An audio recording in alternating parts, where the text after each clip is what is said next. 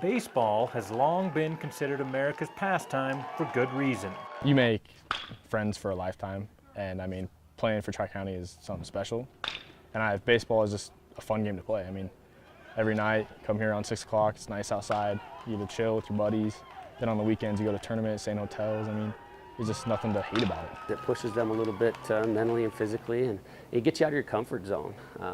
But when you have success in it, I don't think there's anything more rewarding. But as rewarding as finding success on the diamond can be, fewer and fewer Montana athletes are taking a swing.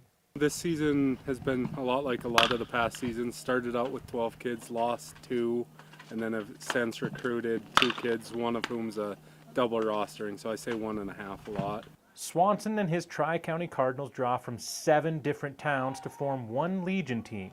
The baseball programs in Sydney folded, and the Butte Miners moved from Class AA Legion Ball to Class A.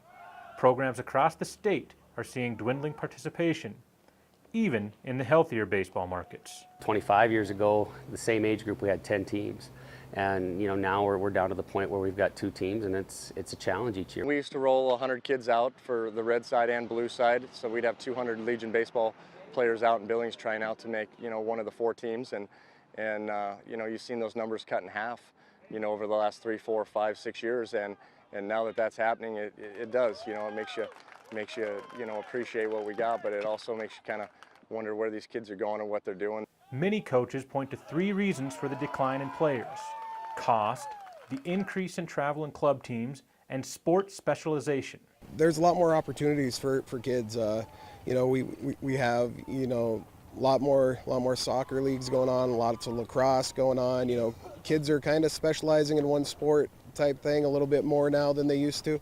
And I don't know if that's what's attributing directly to it, but I think it probably does affect it. I played Legion Ball about 15 years ago, and we had a lot of guys that played football, basketball, and baseball and track, and that did a bunch of different sports. I think nowadays kids are starting to specialize in 1, maybe 2 sports. Great Falls used to be Central Montana's hub for Legion baseball, but the Electric City is down to just 1 Legion team.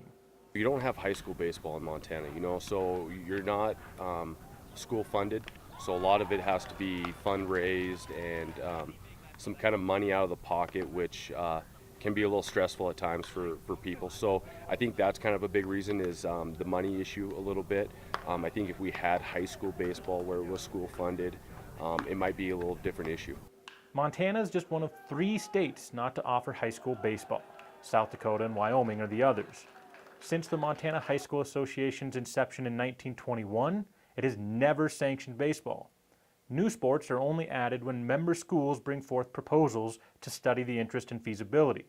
The schools then vote whether to form the committee to begin the process. If there's interest in it, would have to be generated through our member schools.